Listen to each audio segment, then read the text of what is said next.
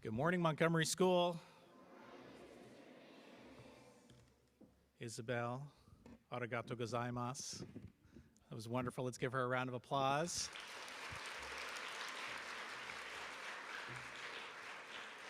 And also for Zofia for her music as we were walking in, Zofia Rowan.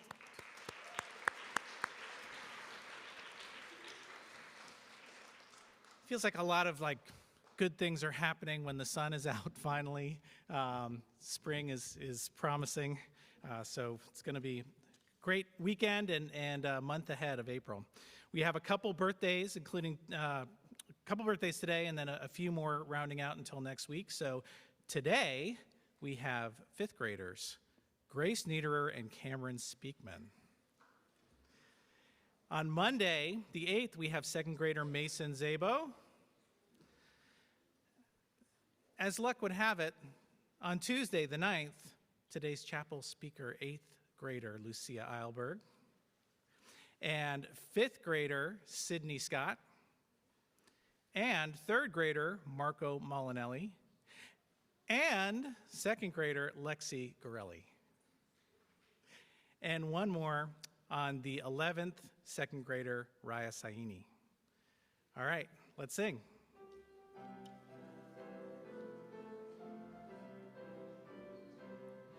Happy birthday to you. Happy birthday to you.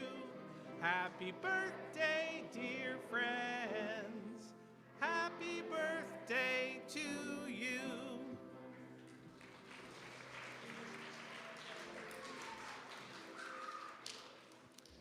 A few quick announcements. There will be a Monty Fest Go Green planning meeting in the dining room following chapel today. Come one and all, at least mark your calendars for the community event, which is being held on Friday, April 19th from 5:30 to 7:30. Get your reservations in, get your donut reserved. It's going to be a really awesome time. We will have a middle school dance this evening, 7 p.m. Yes? All right, good. We will actually be closed on Wednesday, April 10th, so that's next Wednesday for the observation of Eid al-Fitr. So successful fast to all who are finishing that process of Ramadan, and we will close that out with our day off. On April 11th at 6:30, we will have a stop, drop, and read night for lower school. So look forward to seeing you there, books in hand. Okay. 8 years ago, today's chapel speaker stood on the moving up stage and heard the following from Miss Janney. Lucia Eilberg is recognized in the area of organizational skills. Little did we imagine how true that would continue to be throughout her career here. The co-president of the student government, Lucia sent an email just this week to the entire middle school faculty recruiting for a new student-faculty volleyball game. I signed up immediately. Although Lucia originally came as part of a three-sister package from the Eilberg family shuttle, which is going to be retired, I guess, at the end of the year, she's finishing her time as a singular leader who applies that organization, her kindness, and her love of community to all that she does. This year's student government has been downright innovative, trying new things, building new traditions, which I think are going to endure for a long time. She helped usher in middle school house games, which has broken down some of the class-level barriers that could exist and really made space for everyone to be included. Lucia is also an advocate for doing things the right way, speaking up to improve our school, support her classmates in and out of the classroom. She's been a major contributor in sports and a lot of fun to watch: soccer, basketball, lacrosse, earning honors like the Coaches Award, Most Improved Award, and captain status, respectively, across those 3 seasons. She was also recently named Roman captain for a little event we are having in May, which I know you're all excited for. She went out of her way the other day to tell me that she had drafted a new Roman who was close to my heart, and that she was really proud of that. And I promise I will remain impartial. I am a Groman, but thank you, Captain. Lucia is a young woman of principle and positivity. who has great things ahead of her. It's hard to believe that after all the chapel talks, including her sisters, she has witnessed it is finally her turn. I look forward to her message today. Please welcome Lucia to the stage.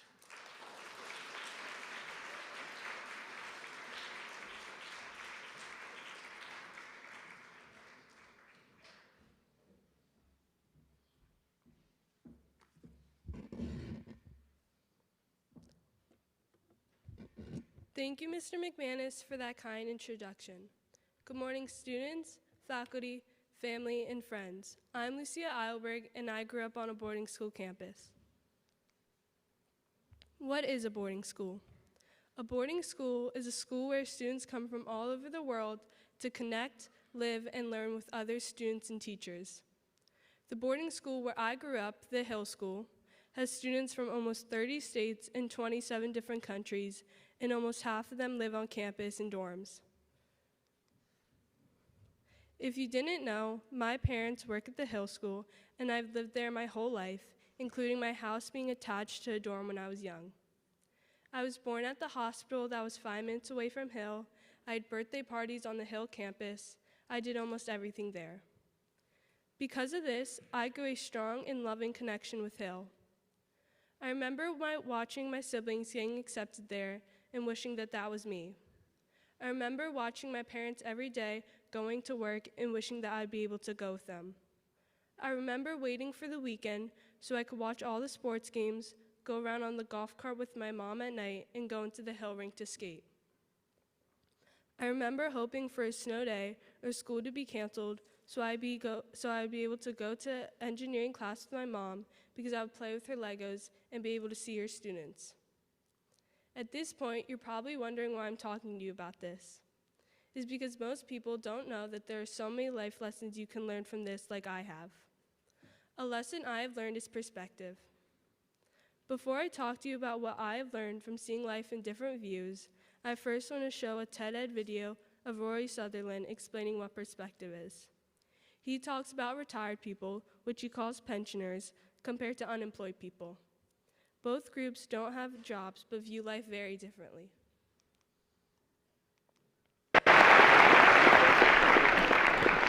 So the power of reframing things cannot be overstated. What we have is exactly the same thing, the same activity, but one of them makes you feel great, and the other one, with just a small change of posture, makes you feel terrible. And I think one of the problems with classical economics is it's absolutely preoccupied with reality. And reality isn't a particularly good guide to human happiness. Why, for example, are pensioners much happier than the young unemployed? Both of them, after all, are in exactly the same state of life. You both have too much time on your hands and not much money. But pensioners are reportedly very, very happy, whereas the unemployed are extraordinarily unhappy and depressed. The reason, I think, is that the pensioners believe they've chosen to be pensioners, whereas the young unemployed feel it's been thrust upon them.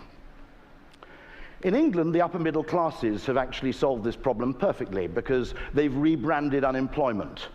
If you're an upper middle class English person, you call unemployment a year off. And that's because having a son who's unemployed in Manchester is really quite embarrassing. But having a son who's unemployed in Thailand is really viewed as quite an accomplishment. This video shows that even if you're in the same situation, you could see things in different ways. It depends on the person and how you think of something. I think perspective is thinking about something to choose your life or a problem in different ways. This connects to my life and growing up on a boarding school campus because I have had so many students come through my house and either live with us for a couple of days or even a week or two over the holidays. From this, I have learned how people see life from different perspectives. The past few years, many times over the major holidays or through small breaks, there has been a student named Bash living with us from Nigeria. You can see him in the photos above because he has truly become a part of our family. Bash has shown me how he has different customs and traditions. I've learned about his Muslim faiths, the different foods he prefers, and more. His perspective on life is so different from mine. I've learned how people do their everyday lives in so many different ways from so many different places. I've learned that you can't think everyone has the privileges you have. From learning all different perspectives, I've seen that most people are not as fortunate as me. One small example of this is that you probably have the internet at home. I've met people from many parts of the world who come from places that don't have access to the internet. This has helped me become more aware of what I say and do, and has also helped me become more compassionate to the ones in need. One of the biggest lessons I've learned from perspective is to appreciate what you have, because there's always going to be someone who is in more need of something than you. Another lesson I've learned is to make your own path. This scene in Moana shows how Moana creates her own path. I've been staring at the edge of the water long as I can remember, never really knowing why. I wish I could be the perfect daughter, but I come back to the water no matter how hard I try. Every turn I take, every trail I track, every path I make, every road leads back to the place I know where I cannot go, where I long to be. See the line where the sky meets the sea, it calls me, and no one knows how far it goes. If the wind in my sail on the sea stays behind me, one day I'll know. If I go, there's just no telling how far I'll go. I know everybody on this island seems so happy on this island. Everything is by design. I know everybody on this island has a role on this island, so maybe I can roll with mine. I can lead with pride, I can make us strong. I'll be satisfied if I play along, but the voice inside sings a different song. What is wrong with me? See the light as it shines on the sea, it's blinding, but no one knows how deep it goes. And it seems like it's calling out to me, so come find me and let me know what's beyond that line. Will I cross that line? The line where the sky meets the sea, it calls me, and no one knows how far it goes. If the wind in my sail on the sea stays behind me, one day I'll know how far I'll go.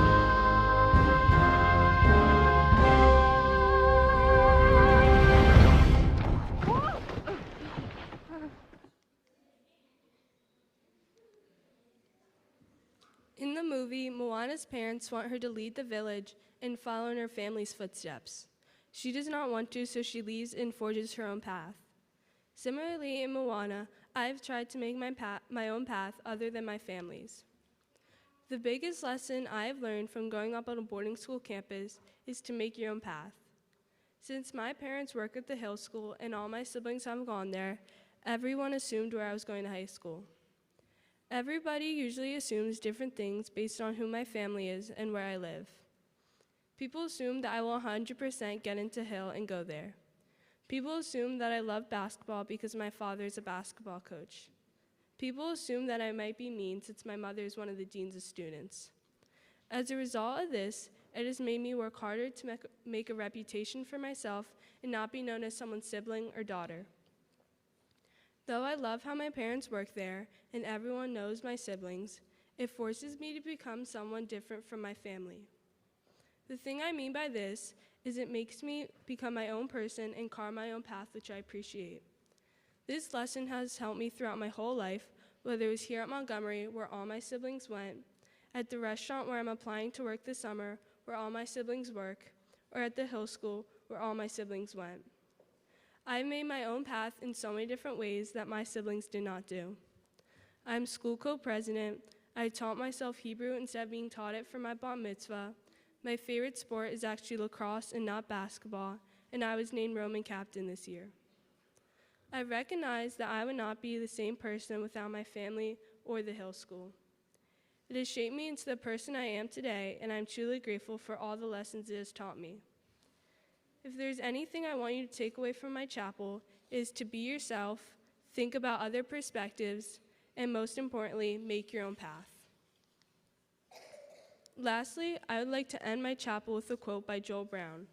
To be a star, you must walk your own path, shine your own light, and not be afraid of the darkness. That's when a star shines the brightest. Thank you and have a great day.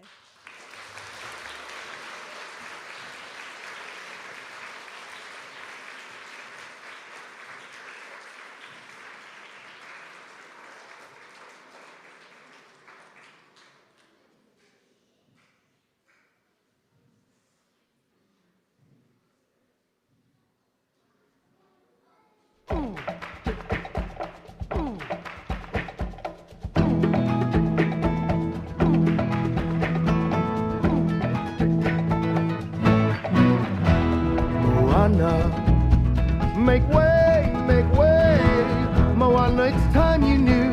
The village of Motunui is all you need. The dancers are practicing, they dance to an ancient song.